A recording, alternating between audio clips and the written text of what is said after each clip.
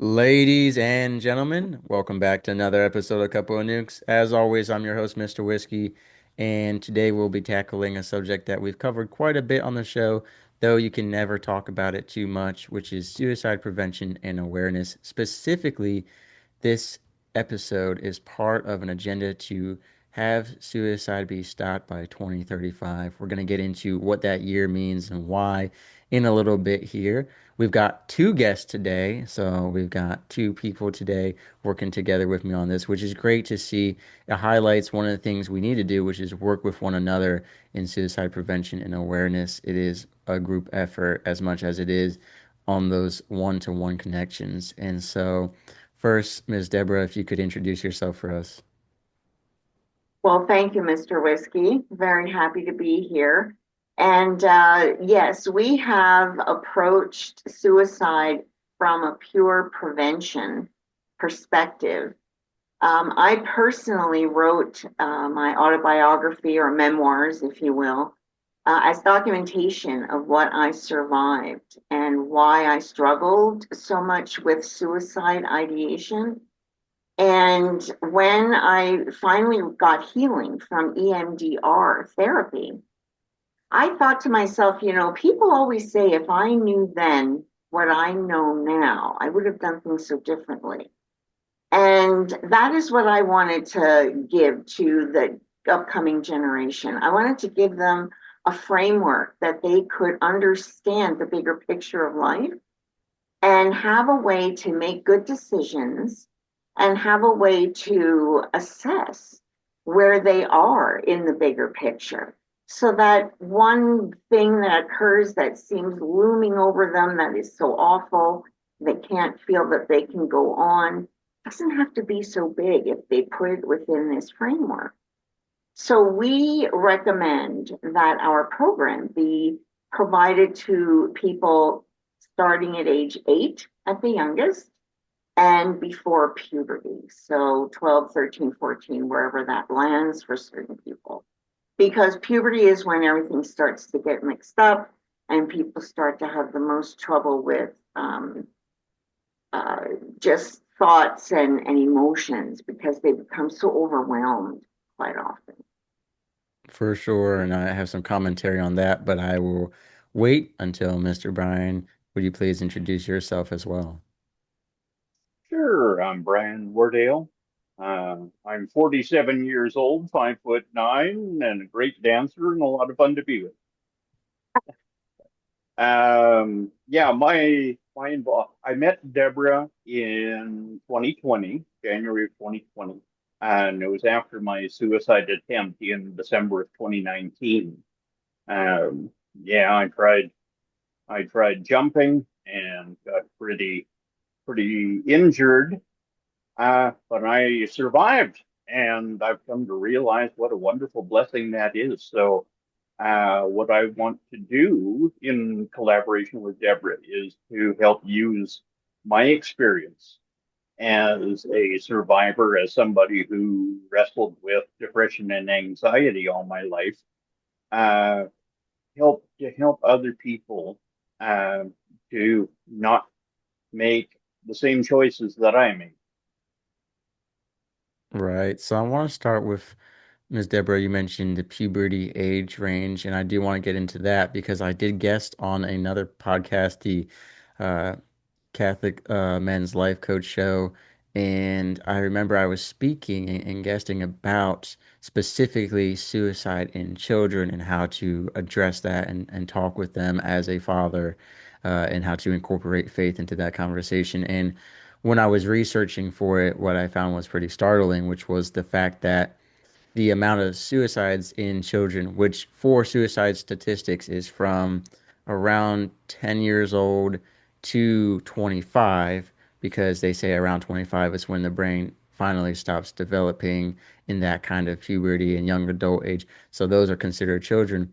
It had more than doubled since the launch and start of social media back in around 2008. And I was looking at the statistics of how many a day and how many a year. And very interesting, very sad. And one of the interesting points, which I'll mention here, is something for everyone to think about is that from like the 10-year-old to 18-year-old range, it was mostly young girls and attempts for every, I don't want to call it successful, but for every completed suicide, unfortunately, there was about 200 attempts. So that involves self-harm or failed, attempts. And then when you got to that 18, it swapped to men took the majority of the attempts and completions, and they were more completions than attempts. So that's interesting to look at that. And I've kind of discussed, if you look at the social dynamics of young girls from 10 to 18, and then the social dynamics of men from 18 to 25. It's kind of where life is hardest for them based on social media, image, dating, finances, all that stuff. And so you talked about getting the books to them at 8, and some people would say, "Well, hey, 8, that's too early to, discuss with your children suicide." But it's the same conversation I've had when it comes to pornography. Average age of exposure to that is now 9 years old, unfortunately. I think that's disgusting, but because of social media and easy access and all this and that, average exposure is not. So unfortunately, parents have to have that conversation soon. The same with the suicidal ideation and the mental health and the depression. We're seeing onset a lot faster because it's not just your childhood and your family dynamics now and social life, but also everything from the internet in the world. And so I think when you talked about getting those resources as sooner rather than later, which you always want in suicide prevention sooner rather than later, that it can do a great thing to help them as they're developing through that hard time, having this information ahead of time. Yes, again, prevention, it's the same as if you think about flu. If you get a flu shot, you don't get a flu shot if you already have the flu. At Right, that right. point, it's intervention. And while we do have a music video on our website that is an intervention type message, the actual program itself is written for 8-year-olds, and it is simplistic. The workbooks are lots of room for writing and drawing and whatever they want, however they want to express themselves. And I recommend that they go over this information, the parents go over this information with their children once a year. That's 1 hour a year to sit down and help that student understand how to make good decisions. What criteria do you take into the consideration when you are faced with adversity, when you are feeling sad? And we identify hopelessness as being the culprit that pushes people over the edge, Right. because hopelessness is what shuts off our number one instinct to survive. Hopelessness does it. So if you can explain to the student the saddest feeling you've ever had, whatever that is, or whenever it shows up, and it might show up again later about something else, but if they understand this is the saddest feeling I've ever had, how do I deal with that? What do I do with that? Instead of just, this is the saddest feeling I can't, and just go off over the deep end. Right. And I think, like you said, doing it each year is important because each year of school is so different from the last, and just each year of life is so different from the last. I mean, we see how fast the world is changing every day. I mean, any of y'all listening right now, you could turn on the news and something has completely changed from yesterday. So, keeping up with that fast-paced world, especially not just the years are changing, but especially from 8 to 25, you're changing as a person each year. And so that conversation may be interpreted and reciprocated differently than the year before. It's always good to brush up. And, just speaking of hopelessness and talking about that, Mr. Brian, I want to pivot to you to share about how you ended up feeling, hopeless and how that affected you. Yeah, well, I mean, without going into excruciating detail, I had become, this was back in 2015, and I had become the caregiver for my mother, um, who didn't, she didn't need total care. She didn't need help. I didn't need to change diapers or anything like that, but she needed a lot of help around the house And if any chores needed to be done out of the home, like shopping, I needed to do them. And as somebody who had struggled with feelings of self-worth and my own value for so long, when in 2019 my mother was diagnosed with terminal cancer, by the time they found it, it was too far along for any treatment. I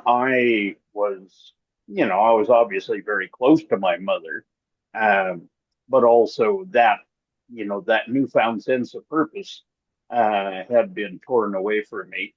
And so eventually, I struggled with my feelings, and eventually I just woke up one morning and it's like, I, I don't see any future for myself that I would want to be a part of. I don't want to die, but I just don't see how I could live and not be miserable. That I would be a burden on the people I love and they would resent me for it, and I would be miserable. So I thought that taking my own life would be the best course of action available to me. And so that's what I tried to do. Yeah, jumped and busted myself up pretty good. My right leg needed to be amputated. But hey, I'm alive.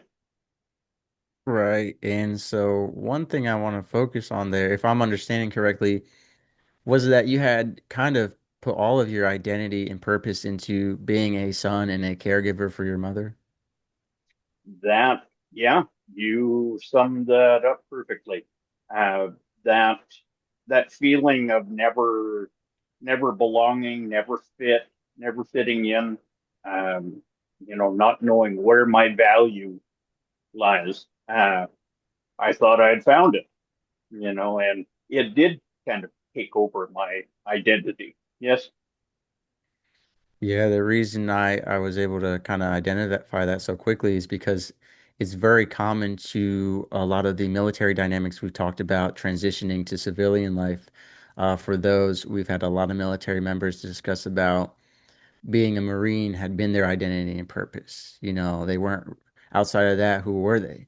I recently had an episode with Cole Grace, who he goes, I was a bomb disposal tech in Iraq, and that was it. I was the bomb disposal guy. I got into civilian world, and no more bombs to dispose. So what do I do? And even with my father and other first responders, we've talked about with firefighters, with police officers, and even with we've seen a corporate side where if you were a CEO for 20, 30 years and then you leave the company and it's like what now, and so we talk about how important it is to find a new purpose and invest your identity into multiple facets always, to be so much. And just speaking of purpose, I mentioned in the very beginning of the episode, uh, suicide being completely done with by 2035. Ms. Deborah, why specifically 2035? Do you feel like that's a reasonable goal? Is it too optimistic? I'm sure everyone has their own opinion, but I'd love to hear why you chose 2035. Well, this, of course, is looking at the big picture, and this would be all things perfectly in Right. line. In other words, every 8-year-old of today would receive this information, and every year between now and their age 18, which is 10 years, they would go over this information. And Brian and I looked at this program and we said, if I'd known this, if I'd had this information when I was facing suicide, I would have never considered it. I would have understood that this is just a life cycle and this is something to overcome and to even see as a challenge, perhaps, you know? And we want to teach youngsters how to be superheroes. If they have this information and they see a classmate or a relative or somebody that they're finding is maybe sadder than they've ever seen them before, they can approach that person and say, Right. I understand, and this is how it works, and this is why you feel this way, and this is how you get through it. So we have our little superheroes on our website as well.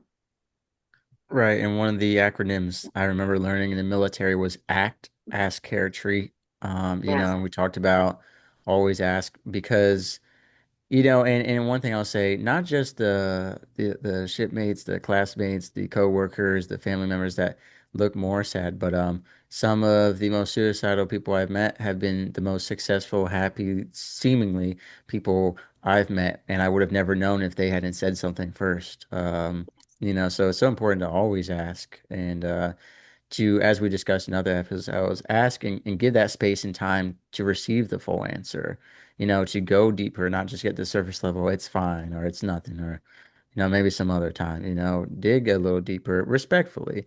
Yeah. And I think it's so important to encourage, everyone to always be looking out for one another, which can be a very hard thing to do, especially for young children to ask those kinds of questions, which can be very difficult conversations to have and to also be vulnerable and answer those questions. And I think what really resonated with me is I know the first time I read the Bible end to end, there was so much in there. Whether you believe in the Bible or not, there's a lot of good instruction in there that I read, and I was like, if I had known this when I Yes. was a youth, I could have, and I thought about all the things that could have been different. And I'm like, man, I wish I had known because it would have saved me a lot of trouble. So the same thing with, he talked about that you would have realized that a lot of the difficulties you faced were short term or obstacles to overcome. And I think one of the biggest things when you're hopeless, when you're suicidal, is you lack that foresight, that future vision, that long term thinking. You get so like closed in on the today, today, today. I don't want to live for another second, another minute, another hour.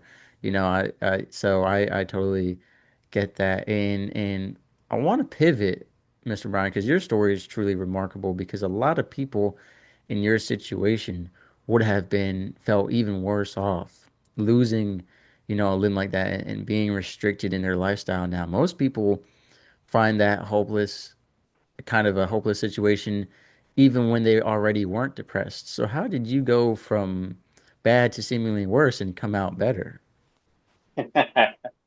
Yeah, it was. Um, I didn't.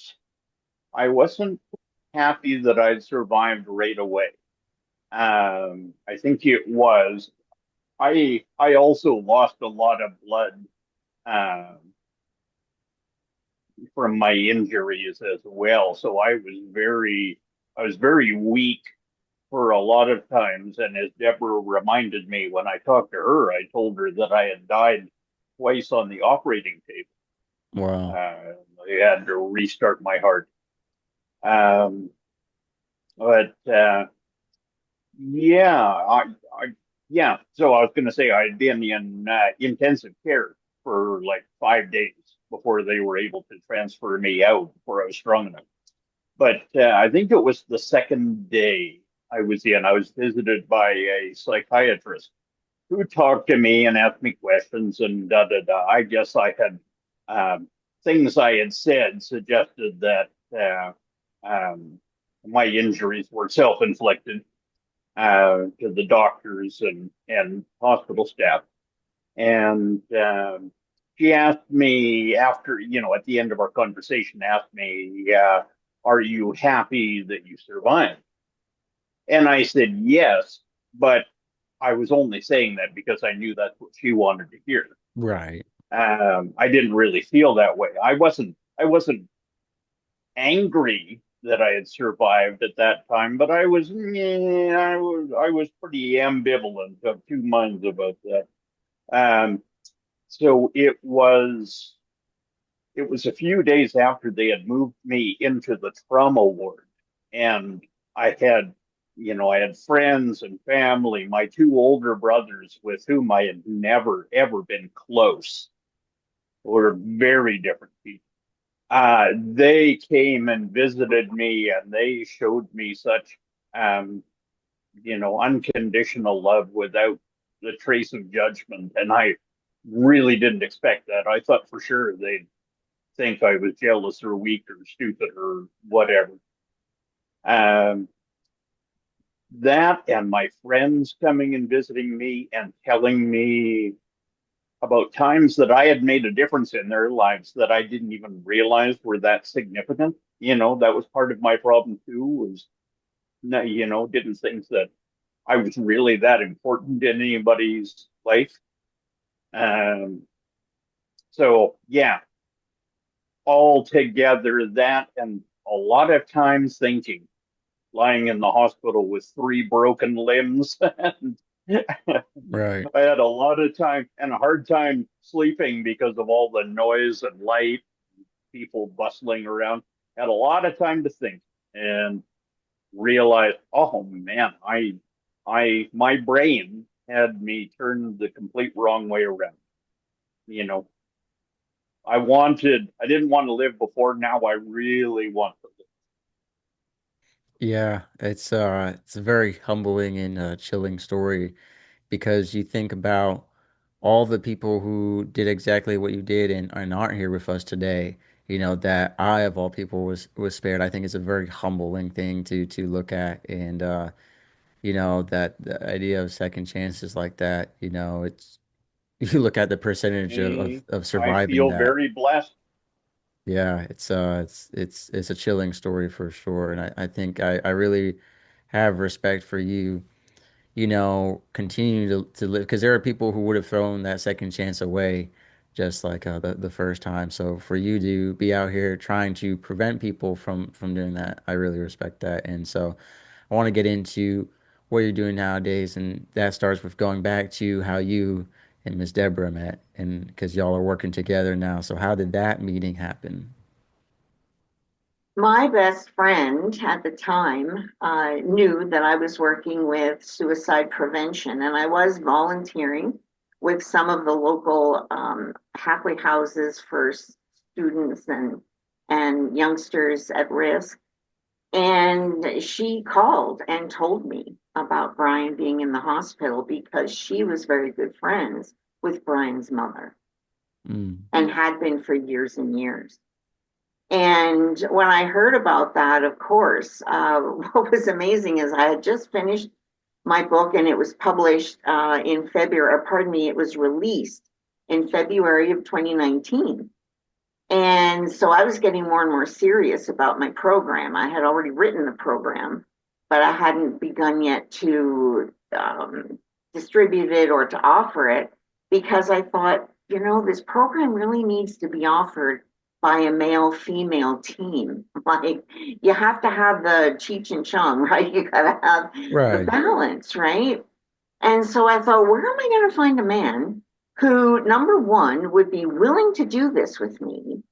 Number two, has the level of experience that would be required. And three, would feel okay about talking about it because I went through a lot of difficulty when I was working with this, actually talking about it. I had right. shame. I had a great deal of shame. And so when Rosemary called me and said, this man is in the hospital, I thought, really? So I went to see him and we talked for a while and I said to him, would you be interested in working with me on this? And I showed him the program and explained, I was a teen suicide survivor. I was 19 when I attempted very seriously, and that was in 1972. That was a long time ago. So Yeah, I needed someone more current. I needed someone more local. And there he was. right. And I'm hip, yeah, I'm so with it. and so when I asked him, I said, would you be interested in helping others to see this through this program? He was yes, absolutely. He was very ready, willing and able to do that. And he's never been shy to talk about it. He's always been very forthcoming. The sincerity and the warmth that Brian has naturally has been tremendous in being able to present this information and to reach the hearts of others. Wow, for me, listening to your story is just further confirmation for me as a believer how everything just perfectly lined up, and I think that's so great. And so, can you tell us a little bit more y'all two met and now you're on this journey. What has that journey looked like in terms of your book, in terms of speaking, in terms of, trying to reach these people all over the world who need to hear this message, not just those who are suicidal, but really people who can play a part in helping spread the resources and having these conversations and like you said, getting these to the children. Yeah. Ours is a common sense approach. Neither one of us is lettered. I am a healthcare aide, which is the lowest rung in the medical industry. Well below social worker and even, yeah, and especially EMS. So having no letters to attract programs or organizations that run programs like this has been very difficult. I And understand that. there's been no positive response there. Most of the work we've done has been on podcasts like yours.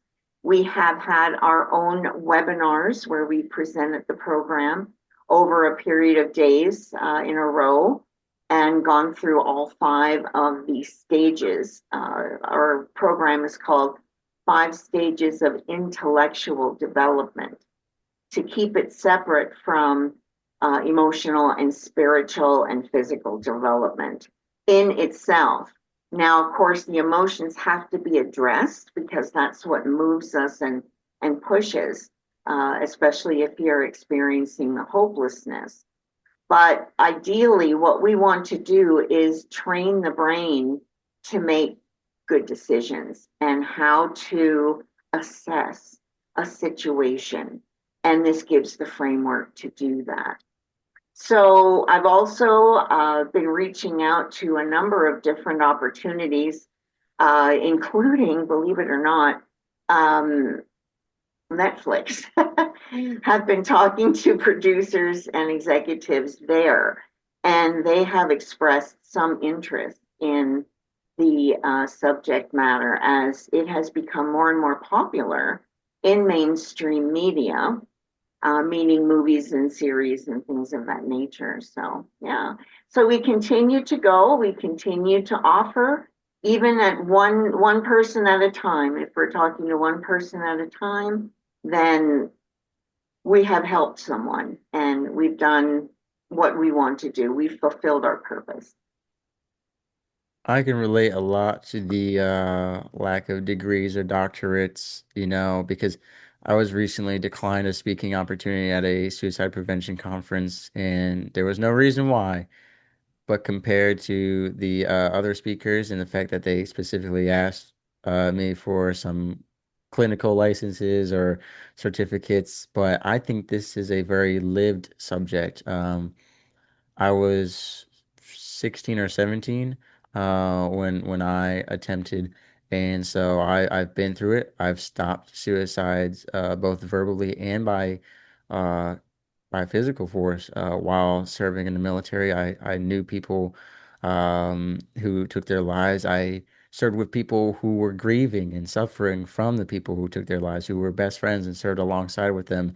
In the military, especially, it wasn't just they worked together, they lived together, they ate together, they brushed their teeth together. So it's a even deeper hurt. And just like Mr. Brian here and you as well, we had that lived experience. And I think that relatability is more important than any degree or lettering could give us when it comes to this. Same with the addiction counseling. I think there's a level of knowledge you need to have for sure. But again, most people who are addicted want to speak to someone who has been through it themselves because it's one of those things where if you haven't been through those emotions, you come off very, textbooky, so to speak. It sounds like you're reading a script, but when you have that lived experience, like I believe that Mr. Bryan has felt hopelessness on a level that other people just can't even imagine. Right. And so I understand your frustration with that, but I respect the at least you're trying to do everything you can, reaching all the outlets you can in the meantime, because that's the best we can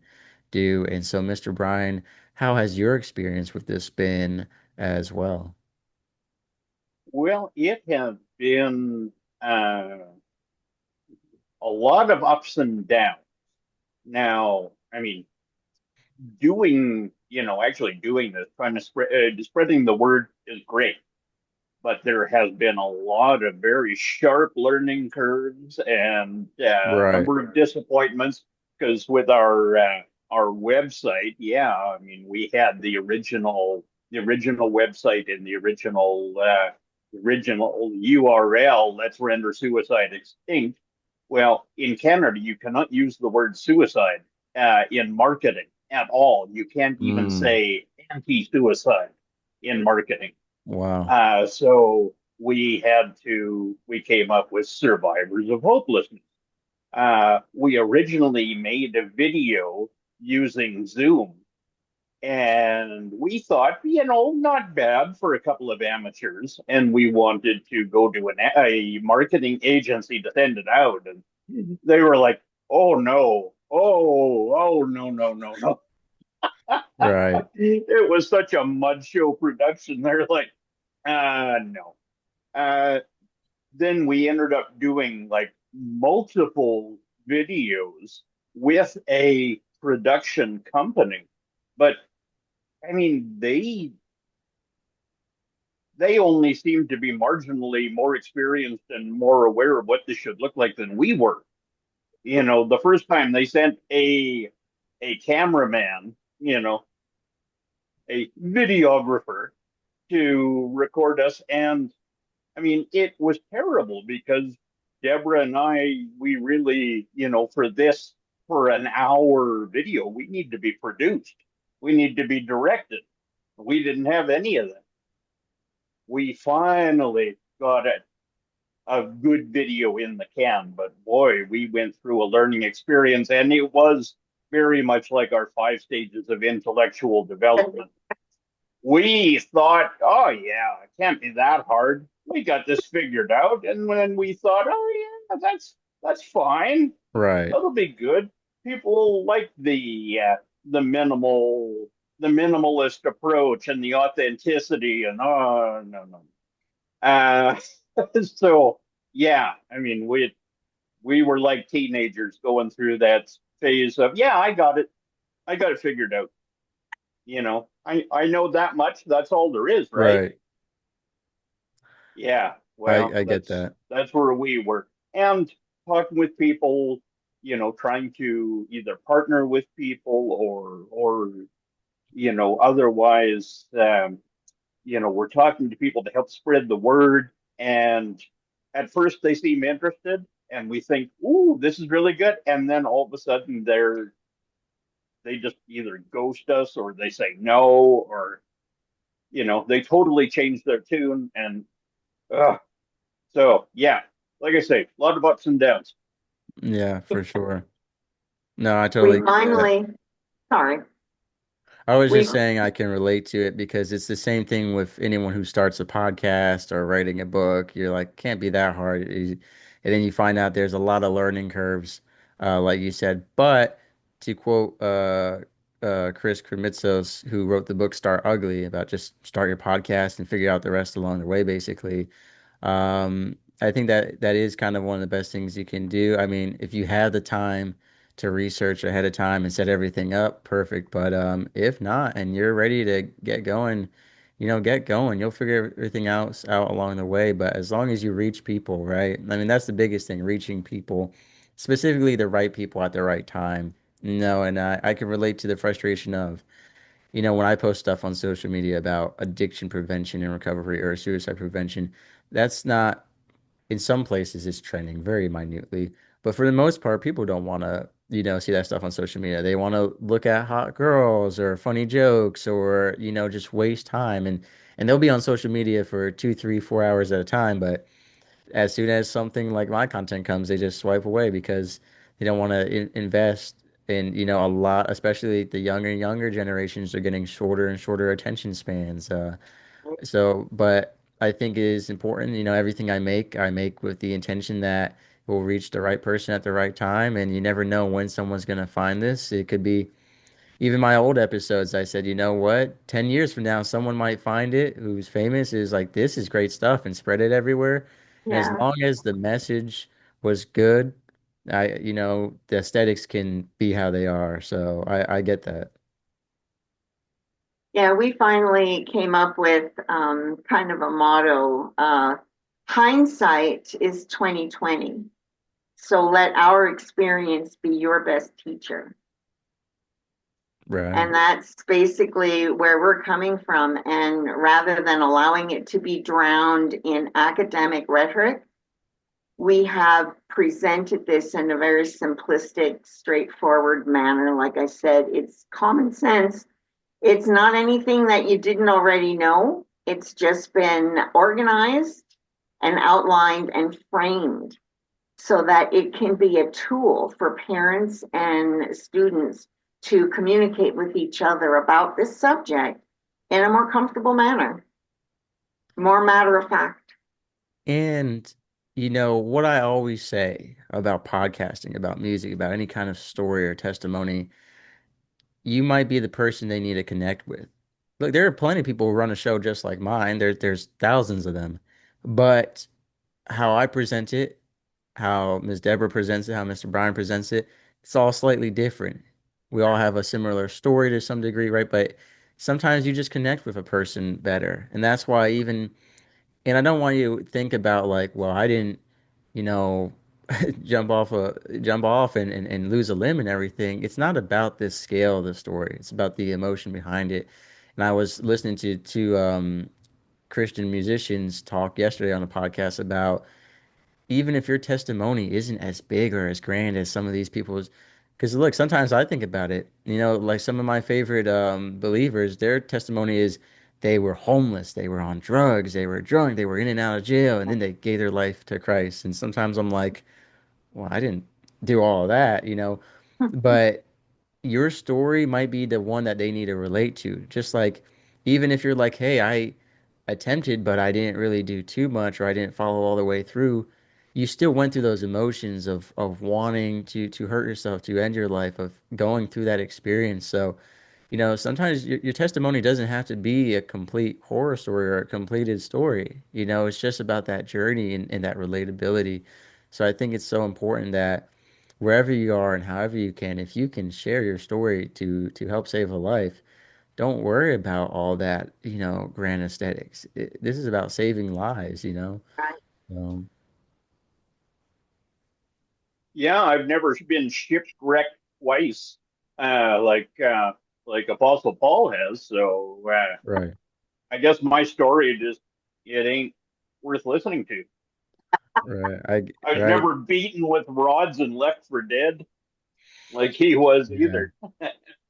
We all as I like to say, we all have our own burdens and scars, and we all have different levels of pain too.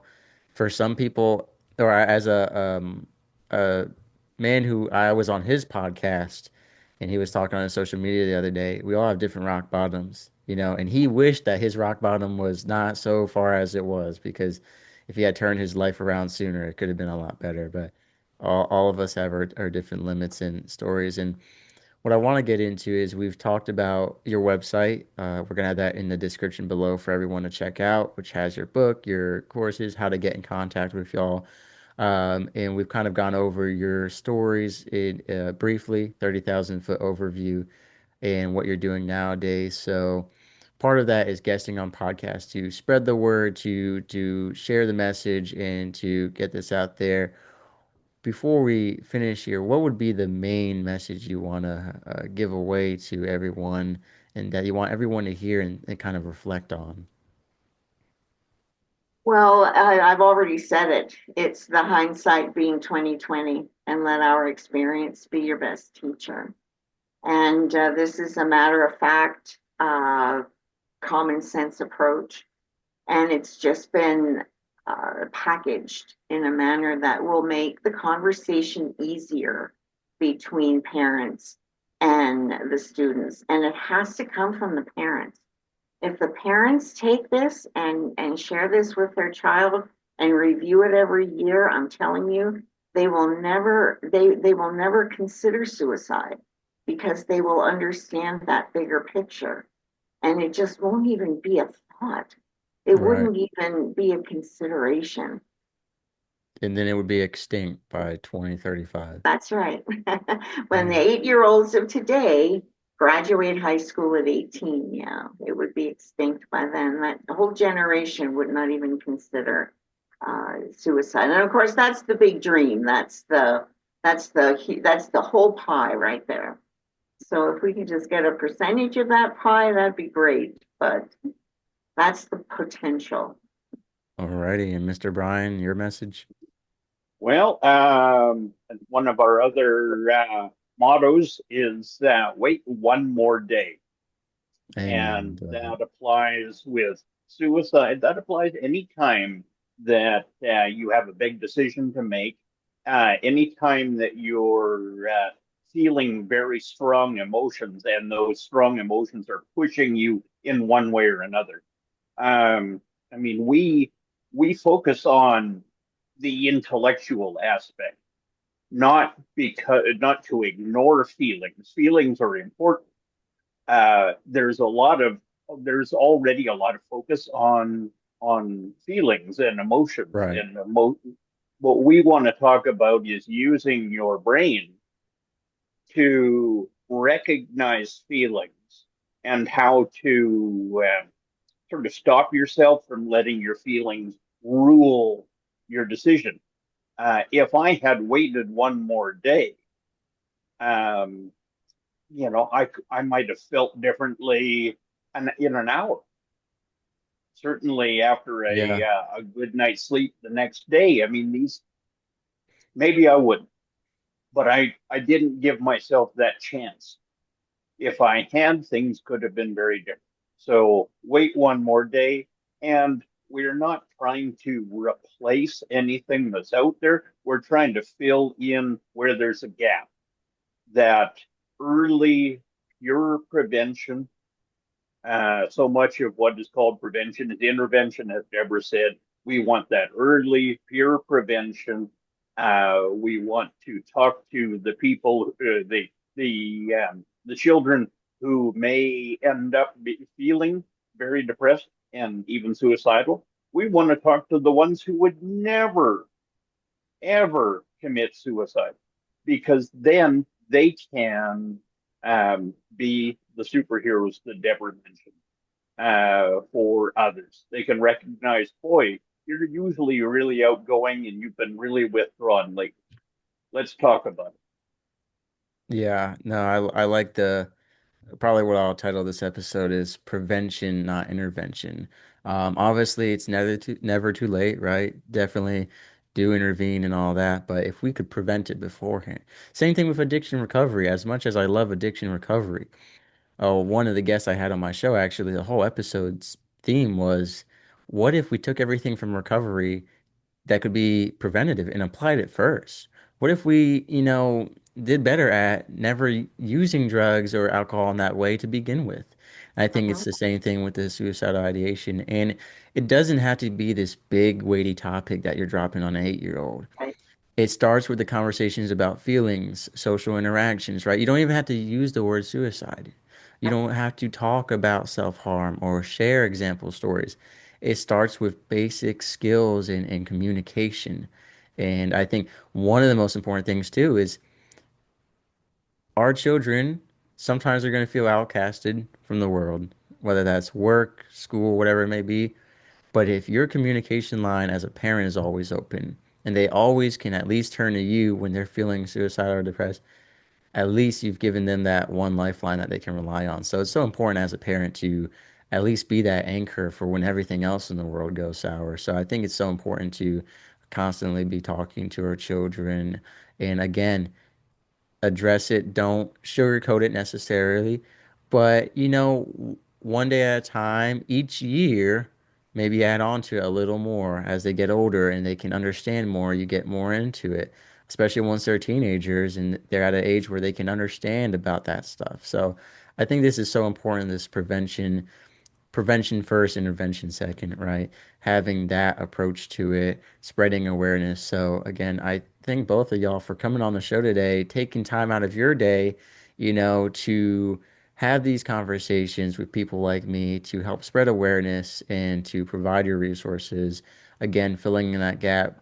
Like we said, there's a lot of resources out there, and whatever it is that works best for y'all, check that out. But here is another resource right here, and it might be the one that saves your kid's life. So always think about that. So again, Mr. Brian, Ms. Deborah, thank you so much for coming on the show today. Thank you very Thank much. you for having us on, Mr. Whiskey. Yes. Sailing through the ocean blue, nuclear reactors my crew, guiding the ship, the stars as our guide. Through the waves we ride, jokes and laughter fill the air. On this voyage we have to share, working together, side by side. As one family we will abide.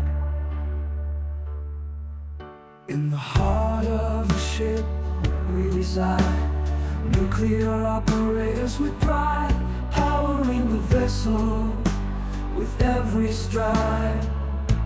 Our mission, a source of great pride.